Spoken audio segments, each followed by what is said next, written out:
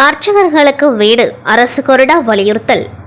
சட்டசபையில் நேற்று மானிய கோரிக்கையின் பொழுது அரசு கொறடா ஆறுமுகம் பேசியதாவது: தலைமை செயலகத்தில் 3 ஆண்டுக்கு மேல் பணிபுரியும் அதிகாரிகள் மற்றும் ஊழியர்கள் பிற அலுவலகங்களுக்கு மாற்ற வேண்டும்.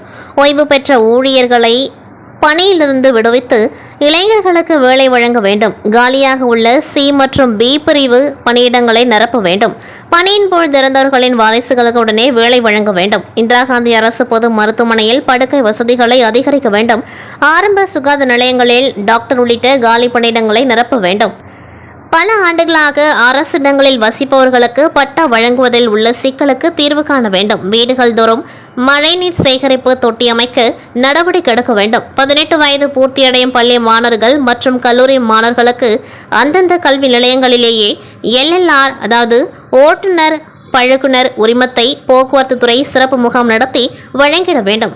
நகரமைப்பு குழும அனுமதி இல்லாத கட்டிடங்களுக்கு ஒருமுறை தளர்வு வழங்கி அபராதத்துடன் அப்ரூவல் வழங்க வேண்டும். இந்து சமய அறநிலைத்துறையின் கீழ் வரும் கோவில்களில் பணிபுரியும் அர்ச்சகர் மற்றும் ஊழியர்களுக்கு அரசு சார்பில் வீடு வழங்க வேண்டும். கோவில்களின் அசையும் மற்றும் அசையா சொத்து விவரங்களை இணையதளத்தில் வெளியிட வேண்டும். அரசு சார்பில் மருந்தகங்கள் திறந்து மக்களுக்கு குறைந்த விலையில் மருந்துகள் வழங்க முதல்வர் நடவடிக்கை எடுக்க வேண்டும் என்றும் அவர் தெரிவித்தார்.